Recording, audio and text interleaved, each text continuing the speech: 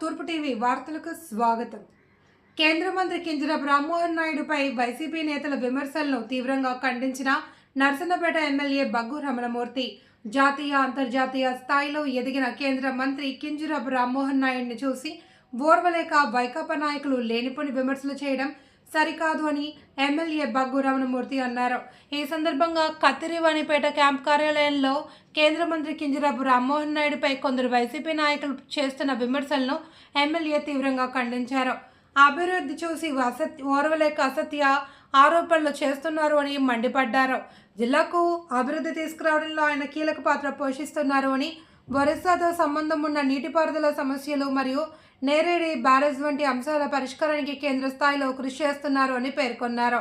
చివరికి విజనరీ నాయకుడు నారా చంద్రబాబు నాయుడు నాయకత్వంలో పవన్ కళ్యాణ్, నారా లోకేష్ బాబు సహకారంతో శ్రీకాకుళం జిల్లా అభివృద్ధి దిశగా ముందుకు సాగుతుంది అని ఎమ్మెల్యే బగ్గు రమణ తెలిపారు.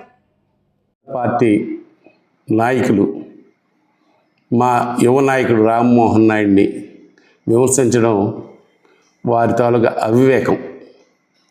Rammohan Naidu youth icon. ఈ జిల్లాకి దేశంలో కాదు ఇంటర్నేషనల్ లెవెల్లో గుర్తింపు తెచ్చిన వ్యక్తి రామ్మోహన్ నాయుడు.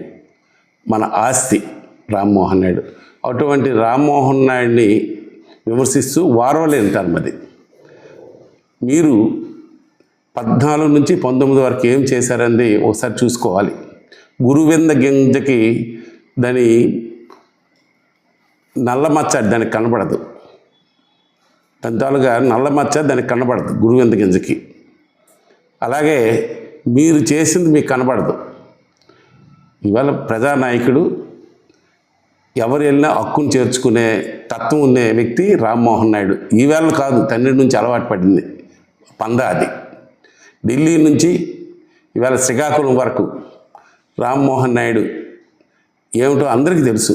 సౌమ్యుడు.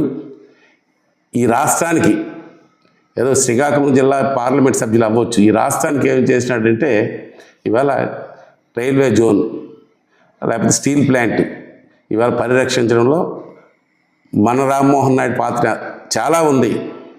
అలాగే ఈవేళ భోగాపురం ఎయిర్పోర్ట్ పరుగులాడుతుందన్నా, రేపు పలాసలో ఎయిర్పోర్ట్ వచ్చిందన్నా, లేకపోతే భారతదేశంలో వివిధ ఎయిర్పోర్ట్లు ఇవాళ ప్రపంచ దేశాల్లో 3వ స్థానానికి ఎయిర్వేస్ తెస్తానన్నా అది రామ్మోహన్ నాయుడికి సాధ్యం. అటువంటి నాయకుడు రామ్మోహన్ నాయుడు. అలాగే ఒకసారి మీకు గతాన్ని గుర్తు చేస్తున్నాను. 14 నుంచి 19 వరకు సుమారుగా 1400 కోట్ల రూపాయలు మూసిధార స్టేట్యూ కింద ఖర్చు పెట్టడం జరిగితే మీరు 400 కోట్లు ఖర్చు పెట్టారు. 1400 కోట్లు మూసిధారకు సంబంధించి. అవేళ నీరు చెట్టు గురించి ఎక్కడ పూడికలు తీత కానీ, సప్రెస్వీర్స్ బాగు చేయడం కానీ, కాలువలు అభివృద్ధి చేయడం కానీ, ఒక పక్క బ్యారేజ్ని ప్రొటెక్ట్ చేయడం కానీ వేల కోట్ల రూపాయలు ఖర్చు పెట్టి ఈ జిల్లాని సాగునీరు రంగానికి పెద్దపీట వేసిన ఘనత మా తెలుగుదేశం పార్టీది, మా ఎంపీది. దాంట్లో అతను భాగస్వామ్యం ఉంది. మీరు 5 సంవత్సరాలు ఉన్నారు, మంత్రులుగా చేసినారు. మీరేం చేశారు? కేవలం 400 కోట్లు రిజర్వాయర్ గురించి కేటాయించినారు.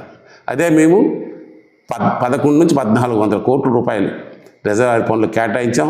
మళ్ళీ అధికారంకి వచ్చిన తర్వాత మళ్ళీ పనులు ఊపందుకున్నాయి. ఈ కొద్ది కాలంలోనే మళ్ళీ నిధులు మంజూరు చేసి పనులు స్పీడ్ అందించాం. ఈ రాష్ట్రాన్ని బస్సు పట్టించారు, ఆర్థికంగా ఇబ్బందులు పెట్టారు. అయినప్పటికీ ఇవాళ నారా చంద్రబాబు నాయకత్వంలో, మా రామ్మోహన్ నాయుడు గారి సారథ్యంలో ఇవాళ మళ్ళీ రిజర్వాయర్ పనులు ప్రారంభించాం.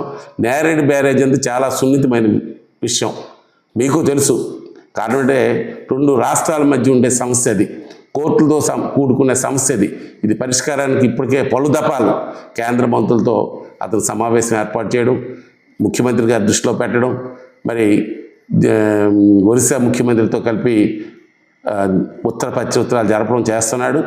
నేరేజ్ బ్యారేజ్ కలిపి మా ప్రభుత్వంలో మా రామ్మోహన్ నాయుడు నాయకత్వంలో కంప్లీట్ చేస్తాం. దానిలో ఎటువంటి సందేహం లేదు. ఈ వారవలేనితనం విడనాడండి, మంచికి ఆలోచించండి. అంతే తప్పించి ఈవేళ రామ్మోహన్ నాయుడు అంటే అందరికీ మా రామ్మోహన్ నాయుడు అనే ఒక భావం ఉంది. మీరు విడదీసి కీర్తిని నలుదిశల దేశం మొత్తం మీద ఇవాళ చాటి చెప్పిన వ్యక్తి రామ్మోహన్ నాయుడు.